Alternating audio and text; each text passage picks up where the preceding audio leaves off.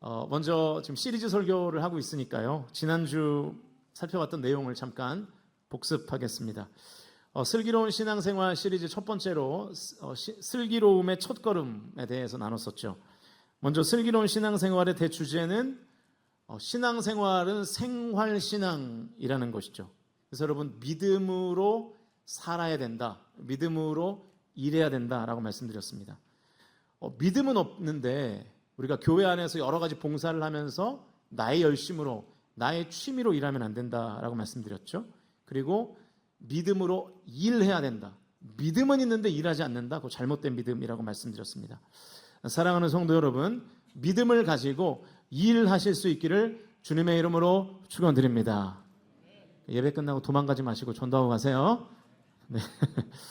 야고보가 자기 자신을 예수님의 동생이 아니라 하나님과 예수 그리스도의 종이라고 소개한 이유는 그가 부활하신 주님을 만났기 때문이라고 말씀드렸죠.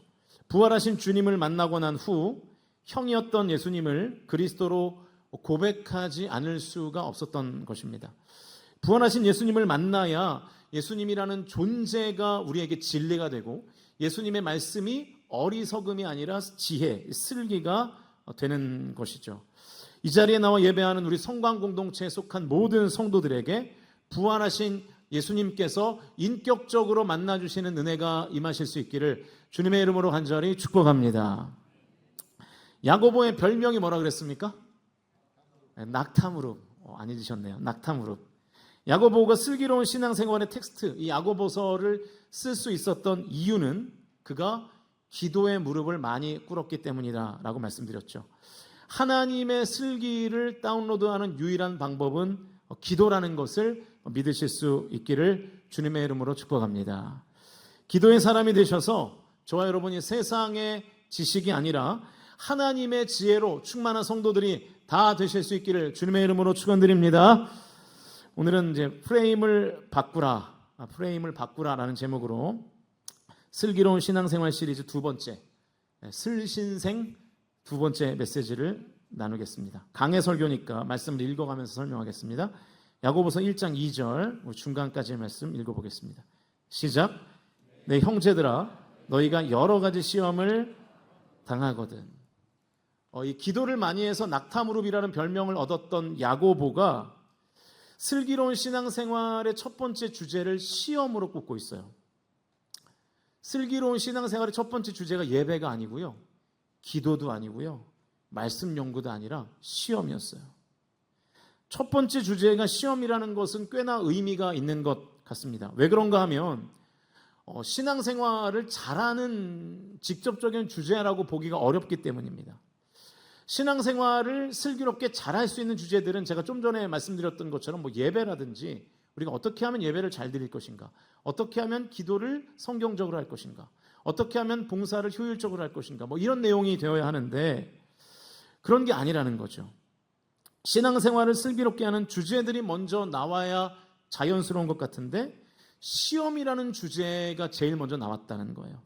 그러니까 지금 야고보는 슬기로운 신앙생활이 되게 하는 주제를 먼저 언급하지 않고 슬기로운 신앙생활이 안 되게 하는 주제를 지금 먼저 언급하고 있는 것입니다. 이 순서에 의미가 있는 거죠. 야고보서를 쓴 야고보에게 이런 의도가 있는 거겠죠. 슬기롭게 신앙생활을 하려면 슬기로운 신앙생활을 파괴하는 요소들을 먼저 제거해야 된다는 거예요. 우리가 슬기롭지 못하고 어리석은 신앙생활을 하는 이유는 슬기로운 신앙생활을 방해하는 요소들이 있기 때문이라는 것이죠. 그러니까 여러분, 우리가 신앙이 자꾸만 자라지 않는 이유, 우리의 신앙이 점점 더 퇴보하는 이유, 우리의 신앙의 크기가 점점 더 쪼그라드는 이유는 자꾸만 방해 요소들이 우리의 신앙의 발목을 잡고 늘어지기 때문입니다. 그래서 예수님께서 이런 비유의 말씀을 하시지 않았습니까? 누가복음 8장 5절에서 7절 말씀 읽어보겠습니다. 시작. 씨를 뿌리는 자가 그 씨를 뿌리러 나가서 뿌릴새 더러는 길가에 떨어짐에 밟히며 공중의 새들이 먹어버렸고 더러는 바위 위에 떨어짐에 싹이 났다가 습기가 없으므로 말랐고 더러는 가시떨기 속에 떨어짐에 가시가 함께 자라서 기운을 막았고 방해 요소가 있다는 거예요. 공중의 새, 습기 없음, 가시라는 이 방해 요소가 씨가 심겨져서 자라고 열매 맺는 것을 방해한다는 것입니다. 그럼 씨는 똑같죠. 하나님의 말씀이라는 씨는 동일한 씨앗이 여기저기에 흩어 뿌려졌어요. 그런데 방해 요소 때문에 씨가 자라지 못하고 결국 열매를 맺지 못한다라는 것이죠. 계속해서 8절 말씀도 읽어볼까요? 시작. 더러는 좋은 땅에 떨어짐에 나서 100배의 결실을 하였느니라. 이 말씀을 하시고 외치시되 들을 귀 있는 자는 들을지어다. 이 8절에서 말하는 좋은 땅이라는 게 뭡니까? 공중의 새, 습기 없음, 가시가 없는 상태의 땅이 좋은 땅이라는 뜻이죠. 방해 요소가 없으니까 좋은 씨가 심겨진 것을 결국 자라서 30배, 60배, 100배의 결실을 맺게 되었다는 것입니다. 똑같은 하나님의 말씀이 방해가 없는 곳에 심기니까 많은 열매를 맺더라는 거예요. 이게 예수님의 말씀입니다. 여러분, 우리가 인생을 살다 보면 방해만 하지 않아도 더 성장하고 성숙할 수 있는 경우가 많죠. 그래서 우리가 가끔 그런 말을 하기도 하고 듣기도 하지 않습니까? 제발 안 도와줘도 되니까 방해만 하지 마. 우리가 이런 말을 하기도 하고 듣기도 하죠. 예를 들면 이런 거예요. 내가 다이어트를 결심했어요. 그러면 여러분, 남편이요, 닭가슴살 안 사줘도 됩니다. 함께 다이어트에 동참하지 않아도 되고요. 뭐 말로 격려 안 해도 돼요. 그냥 가만히 있으면 돼요. 그죠, 아내분들? 근데 이제 자꾸만 남편들은 이제 방해를 하잖아요. 먼저 말로 방해하죠. 다이어트 해도 안 이뻐져. 막 그러고. 아줌마는 다이어트 해도 아줌마야. 빼지 말고 더 안 찌게만 유지. 막 그런 말을 자꾸 남편들이 옆에서 하면서 냄새 풀풀 풍기면서 라면을 먹고. 이제 그러면 이제 방해가 되는 거잖아요. 우리 교회 남편들은 안 그러시나 보죠? 동의를 안 하시는데. 제가 요즘 그러고 있습니다. 우리 아내가 갑자기 뭐 다이어트를 한다 그래가지고 제가 옆에서 뭐 방해를 하고 있는데. 그런 거죠. 여러분 한번 깊이 생각해 보세요. 나의 슬기로운 신앙생활을 방해하는 요소들이 있다니까요. 내 삶에 그런 것들이 뭐가 있는가.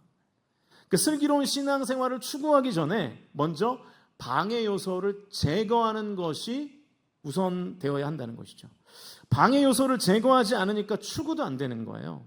영적인 진도가 안 나가는 것입니다. 평생 제자리인 거죠. 여러분, 어떤 사람의 신앙이 평생 제자리인 사람들이 있어요. 왜냐하면 방해 요소가 많기 때문입니다. 하나님의 말씀이라는 씨앗이 매 예배 때마다 떨어지는데도 평생 그 자리예요. 뭔가 문제가 있는 신앙생활을 하는 거죠. 이 슬기로운 신앙생활의 발목을 잡는 공중의 새, 습기 없음, 가시덤불 같은 방해 요소들이 여러분의 삶에는 무엇인가?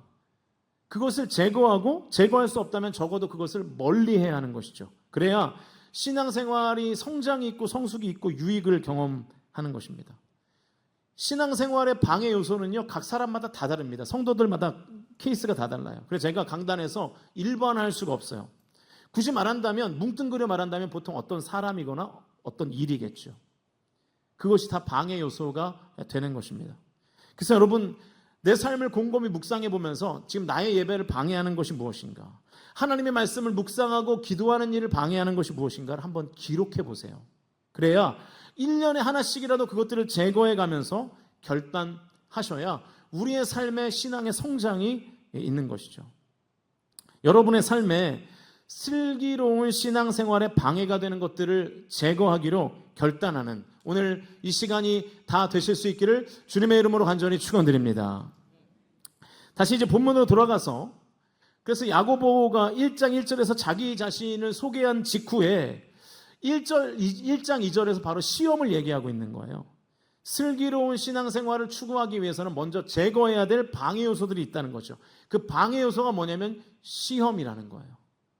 이 시험이라는 방해 요소를 어떻게 제거할 것인가? 이것이 오늘 설교의 핵심입니다. 그런데 이 시험이라고 번역한 단어가 뜻이 여러 가지예요.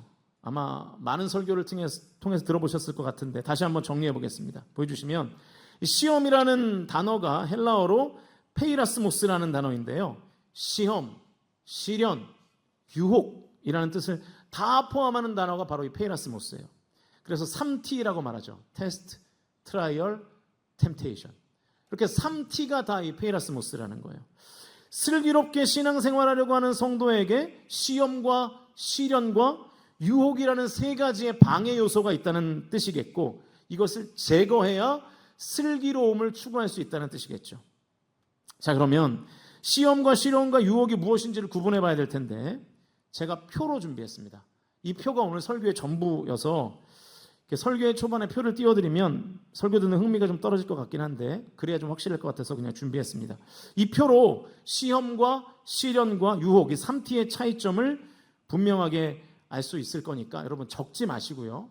우리 성도들 설교 때 많이 적으시던데 오늘 이 부분만큼은 적지 마시고 다음 주 토요일에 카톡으로 보내드릴 테니까, 사진첩에 바로 저장할 수 있게 보내드릴 테니까 적지 마시고 화면을 보시면서 설명을 들어보십시오. 야고보서 1장 2절에서 시험으로 번역된 단어는 세 가지라고 말씀드렸어요. 시험, 시련, 유혹, 테스트, 트라이얼, 템테이션인데 현상만으로 보면 차이가 없습니다. 그냥 어려운 일이 발생하는 거니까요. 우리가 흔히 고난이라고 말하는 일들이 발생하는 거잖아요. 그런데 본질이 달라요. 현상은 비슷한데 본질이 달라요. 이제 표를 보여주세요. 먼저 시험의 목적은 나의 믿음을 하나님께서 증명하시는 것입니다. 그래서 이 시험의 주체가 하나님이세요. 하나님이 직접 성도들을 시험하시는 거예요. 하나님께서 어려운 상황을 주시고 그럼에도 불구하고 순종하나 순종하지 않나를 보시는 거죠. 이게 시험, 테스트입니다. 마치 학생들에게 선생님이 어려운 문제를 주고 답을 맞히나 못 맞히나 보는 것과 똑같은 거죠. 그리고 순종하는 경우에는 안정과 승리를 허락하시죠. 그리고 시험 이전보다 더 많은 복을 허락해 주십니다. 대표적인 예가 아브라함을 시험하신 것이죠. 두 번째는 시련인데, 시련의 목적은 믿음을 연단하는 거예요. 이 연단이라는 단어가 우리가 일반적으로 쓰는 단어가 아니라서 잘 뜻을 모르실 수 있는데 그림으로 보면 쉽습니다. 보여주시면 이게 연단이에요. 연단은 쇠붙이를 불에 달궈서 두드려가지고 단단하게 쇠를 만드는 과정을 연단이라고 부릅니다. 다음 그림을 보여주시면, 그래서 이렇게 되는 거죠. 쇠붙이가 연단을 통해서 더 날카로운 기구가 되는 과정, 그 모든 과정을 연단이라고 부르는 거예요. 다시 표현을 보여주시면, 그래서 연단은 무딘 믿음을 더욱더 날카롭게 하는 역할을 하죠. 이것은 하나님께서 직접 하신다기보다는 하나님께서 상황을 통해서 허락하십니다. 허용하세요. 이 연단을 잘 인내하면 성장과 믿음의 성숙을 이뤄내는 것이죠. 대표적인 예가 욥의 고난이죠. 마지막 T는 이제 유혹인데요. 유혹의 목적은 오로지 넘어뜨리기 위함입니다. 성도로 하여금 죄짓게 만들기 위해서 유혹이 있는 거예요. 사탄이 주체적으로 행하는 일이죠. 이 유혹과 타협하여 죄를 짓게 되면 하나님과 멀어지게 되고 결국 낙심하게 돼요. 대표적인 예가 에덴 동산에서의 뱀의 유혹이겠죠. 이렇게 뭔가 비슷하면서도 다른 것이 시험과 시련과 유혹입니다. 그러니까 그나마 이제 유혹은 좀 분별하기가 쉬워요. 성도로서 나쁜 짓을 유도하는 일이니까요. 그래서 유혹은 사실 구분하기가 어렵지 않기 때문에 별로 성도에게 문제가 되지 않습니다. 좋은 것을 줄 테니까 나쁜 짓을 하라는 거거든요. 하나님께서 보시기에 나쁜 짓을 하라는 속삭임이 바로 유혹이기 때문에 이 유혹을 분별하는 것은 어렵지 않습니다. 거부하기가 힘들어서 그렇지. 그런데 이 시험과 시련은 분별하기가 어려워요. 거의 양상이 비슷해요. 고난이라는 양상으로 다가오거든요. 그래서 사실은 구분할 필요가 없습니다. 둘 중에 하나예요. 믿음을 증명하는 시험이거나 믿음을 성장하고 성숙하게 하는 시련이거나. 그래서 시험과 시련은 구분이 중요한 것이 아니라 반응이 중요합니다. 어떻게 대할 것인가. 구분하는 데에는 에너지를 1도 쓸 필요가 없어요. 그건 낭비예요. 어떻게 반응할 것인지에 대해서 에너지를 써야 됩니다. 그래서 야고보가 1장 2절에서 이렇게 말씀하는 것입니다. 1장 2절 전체를 다시 한번 같이 읽어보겠습니다. 시작.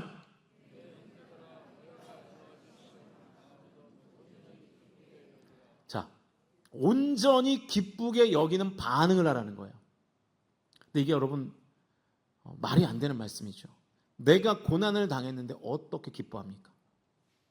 이 정도 말씀이면 그나마 이해가 될 것 같아요. 한두 가지 시험을 만나면 잘 견뎌봐라 믿음으로. 이 정도면 우리가 납득하고 수긍이 되는데 온전히 기쁘게 여기라는 거예요. 이 여러 가지에 해당하는 원어가 이 포이킬로스라는 단어인데요. 각양각색이라는 뜻입니다. 그러니까 각양각색의 시험이 내 삶에 찾아왔을 때 온전히 기쁘게 여기래요. 이게 말이 안 되는 거죠. 예를 들면 재정적인 고난이 내 삶에 생겼어요. 근데 갑자기 가족 중에 아파요. 자녀들이 속을 썩여요. 막 이런 각양각색의 고난들이 내 삶에 찾아왔을 때 우리가 어떻게 기뻐합니까? 불가능한 말씀이죠. 게다가 이 슬픔과 기쁨이라는 감정이 내 맘대로 되는 것도 아니잖아요. 감정은 만들어지는 것이지 만들어내는 것은 아니거든요. 그런데 수많은 고난 앞에서 우리가 어떻게 기뻐할 수 있겠습니까? 너무 무리한 요구죠. 그런데 기도를 많이 한 낙타무릎 야고보가 정확하게 지금 이렇게 말하고 있는 거예요. 각양각색의 고난 앞에서 온전히 기쁘게 여기라 라고 표현하고 있습니다. 그러니까 약간 달라요, 뉘앙스가. 이 여기다에 해당하는 헬라어가 헤게오마이라는 단어인데 생각하다라는 뜻입니다. 그리고 지도하다라는 뜻이에요. 그러니까 기쁨의 감정을 온전히 느끼라는 뜻이 아니라 기뻐할 만한 사실들을 찾아내서 생각해 보라는 거예요. 기쁨으로 내 인생을 지도해 보라는 거예요. 이끌어 보라는 거예요. 그러니까 이것은 감정의 영역이 아니라 의지의 영역입니다. 약간 이성적인 영역이에요. 고난당했다고 슬픔에만 잠겨 있지 말고 그 고난 중에도 기뻐할 만한 사실들을 찾아보라는 거예요. 찾을 때까지 온전히 애써보라는 거예요. 그게 2절 말씀의 진의인 것입니다. 감정에 전복되어 있지 말고 의지를 사용해보라는 거죠. 이것이 신앙생활에서 시험을 제거하는 슬기로운 방법이라는 것입니다. 여러분, 이게 가능한 일인가? 기쁜 일이라고는 하나도 없는 내 삶의 현실에서 기뻐할 만한 사실을 찾는 것이 가능할까요? 여러분, 복음 밖에도 이런 슬기를 발휘한 케이스들이 있더라고요. 제가 그래서 찾아봤는데 1991년에 실제로 있었던 일이랍니다. 일본 아오모리현에서 사과 농사를 지었던 젊은 농부의 스토리예요. 그 해에 큰 태풍이 아오모리현에 덮쳐서 사과밭이 말 그대로 쑥대밭이 됐대요. 지금도 뭐 이렇게 홍수로 인해서 온 마을이 다 쑥대밭이 됐는데 그런 거죠. 농사 지은 사과의 90%가 다 땅에 떨어져 버린 거예요. 낙과한 거예요. 그나마 나무에 달려있던 이 10%의 사과도 바람으로 태풍으로 막 흔들려서 상처가 나고 다 긁혀버린 것입니다. 상품 가치가 없는 사과가 된 거예요. 그 지역 농부들이 어떤 반응을 했겠습니까? 슬펐겠죠. 망연자실했대요. 우리는 망했다. 우리는 끝났다. 그런데 이 젊은 농부가 사과 농사를 망쳤다는 슬픔에 빠져있지 않고 엉뚱한 생각을 하게 되는데 이 대학 입시가 얼마 남지 않았다는 그 뉴스를 본 뒤에 이 대학 입시와 사과를 연결하기 시작해요. 태풍에도 떨어지지 않고 붙어있는 사과를 보면서 떨어지지 않는 사과라는 스토리를 만들어낸 거예요. 보여주시면 지금 저 보이는 사과가 실제로 아오모리현에서 제작해서 판매한 합격 사과랍니다. 합격 사과. 이렇게 홍보했어요. 이 사과는 일본 최대의 태풍에도 떨어지지 않는 사과입니다. 이 사과를 먹으면 떨어지지 않고 이 사과처럼 붙을 겁니다. 꼭 합격할 겁니다. 그래서 그 10% 나는 사과를 불티나게 팔아치웠어요. 10배에. 그래가지고 태풍이 오기 전보다 매출이 더 늘었다. 그래서 우리나라에서도 이걸 막 따라해가지고 근데 팔리나요? 이게 안 떨어진 사과여야 되는데 그냥 사과를 막 파니까 안 되는 거죠. 태풍으로 떨어진 90%의 사과만 보면 여러분 감정적으로는 기뻐할 수가 없습니다. 그런데 이 젊은 농부는 생각했어요. 이 와중에도 내가 무엇으로 기뻐할 수 있을까? 기뻐할 수 있는 사실을 의지적으로 생각해낸 거예요. 그래서 찾아낸 거죠. 아직 나무에 달려있는 10%의 사과가 있다는 것을 발견해낸 것입니다. 여러분, 우리가 인생을 살면서 가장 큰 고난으로 인식되는 게 죽음이죠. 나의 죽음은 아니고요. 내 가족의 죽음, 나와 아주 가장 가까운 사람의 죽음만큼 더 큰 고난이 어디 있겠습니까? 사고로 죽었든 질병으로 죽었든 내가 죽는 것보다 더 큰 비극이잖아요. 감히 유족들과는 그 슬픔을 비교할 수는 없지만 저는 이제 그때마다 장례식장에서 설교를 해야 하는 저의 사명 혹은 숙명이 어떤 때는 조금 감당하기 어려울 때가 있습니다. 제가 우리 교회에 부임하고 나서 수많은 장례를 집례했지만 한 2번 정도는 저도 잘 감당이 안 됐던 장례였던 것 같아요.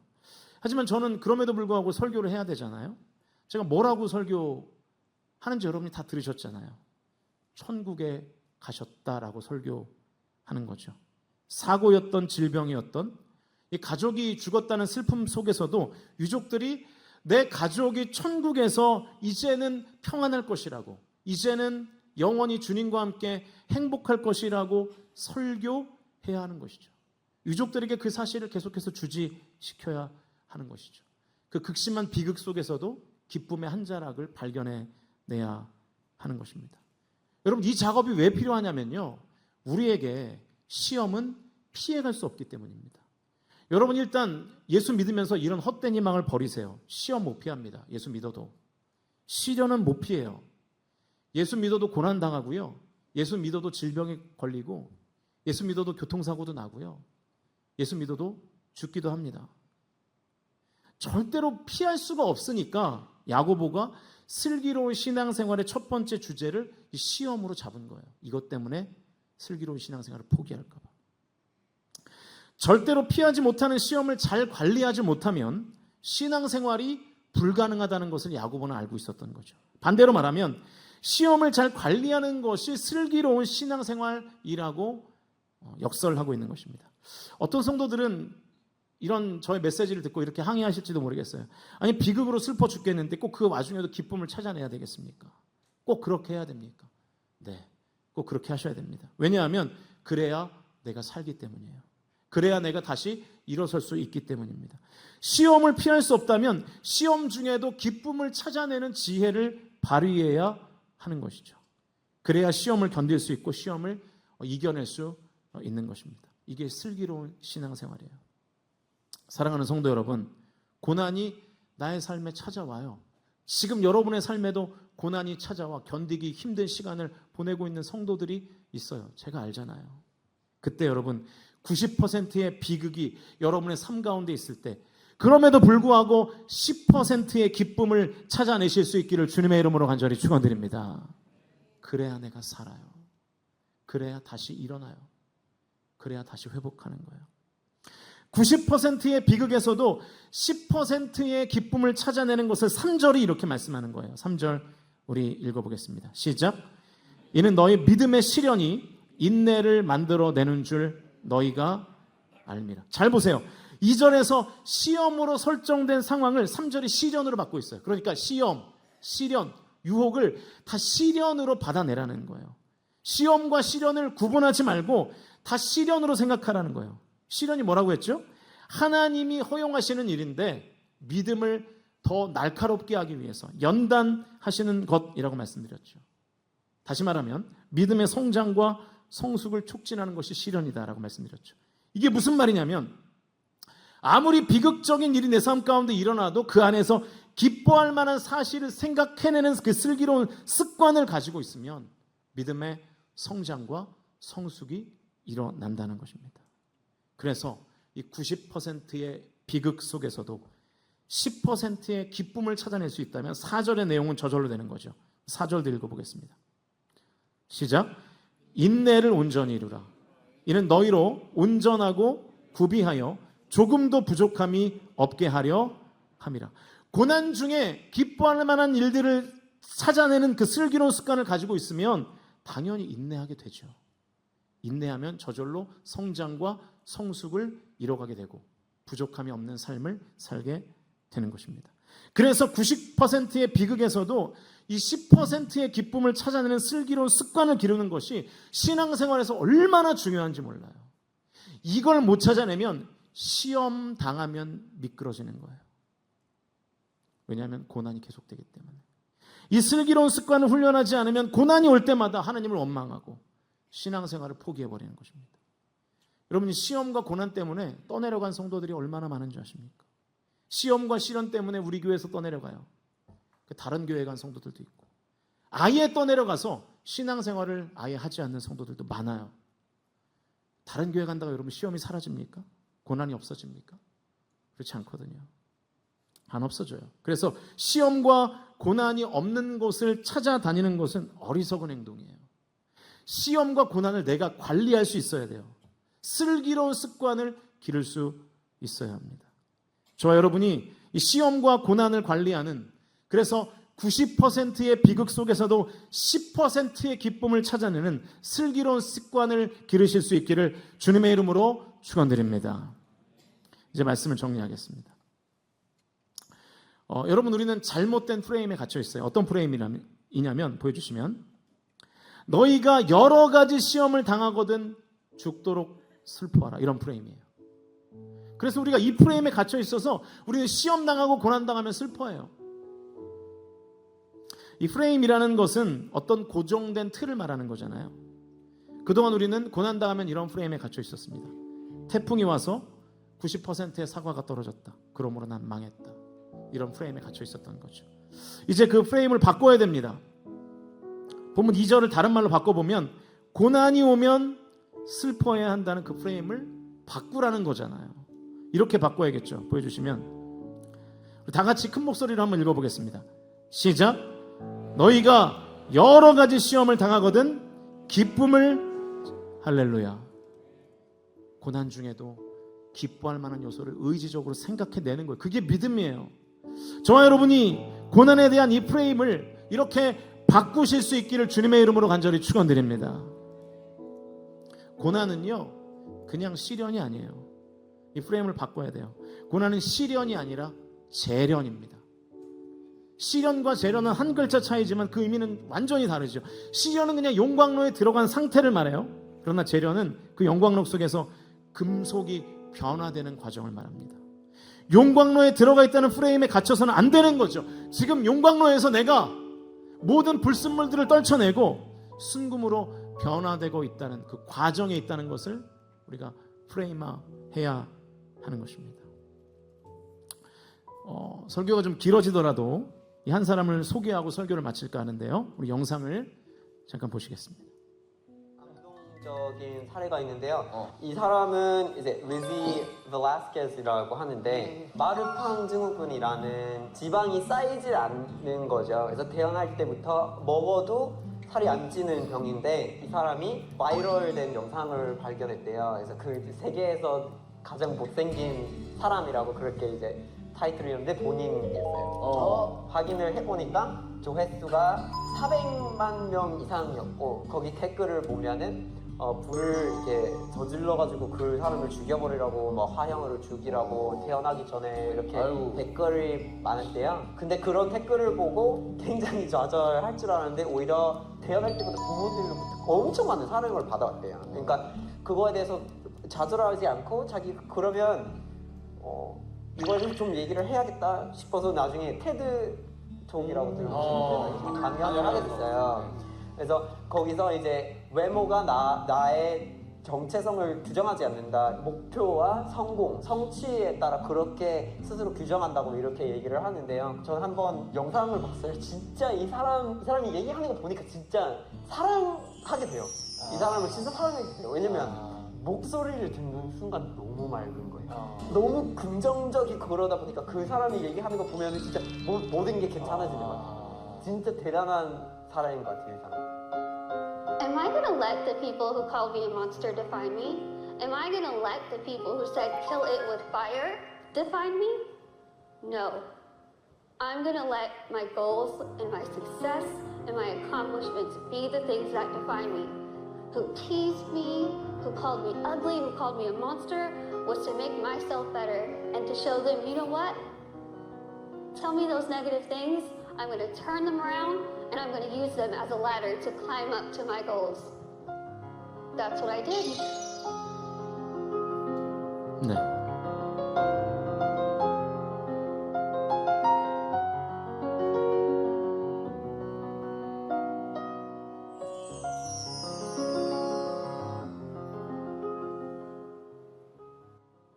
여기서 말하는 규정이 프레임이잖아요. 세상 사람들은 이 여성을 세계에서 가장 못생긴 여자라고 규정했죠. 프레임이 그렇게 생겨버린 거예요. 그런데 리지 벨라스케스는 자기 자신을 그 프레임에 가두지 않았습니다. 프레임을 바꿨어요.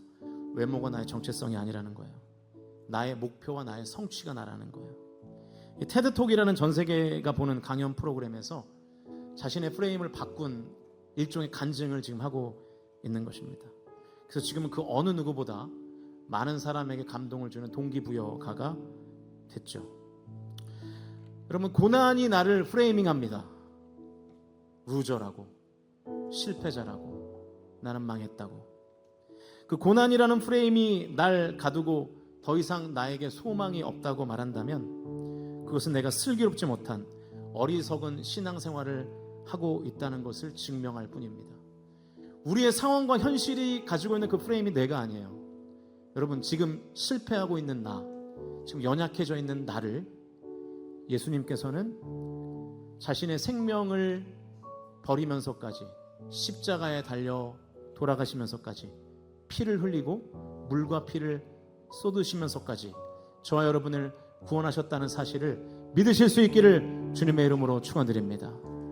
우리가 세상이 우리에게 허락하는 그 프레임 안에서 살아갈 것이 아니라 예수님께서 우리에게 쳐주신 넓은 울타리 안에서 우리가 그 안에서 정체성을 가지고 살아가야 하는 것입니다. 고난이 지금 여러분이 아닙니다. 지금 나의 부족함, 나의 결핍이 지금 내가 아니고요. 예수님의 십자가가, 예수님의 생명이 바로 내가 가져야 하는 가치이고 값어치인 줄로 저와 여러분이 확실히 믿으실 수 있기를 주님의 이름으로 축원드립니다. 여러분을 이 고난의 프레임에 가두지 마십시오.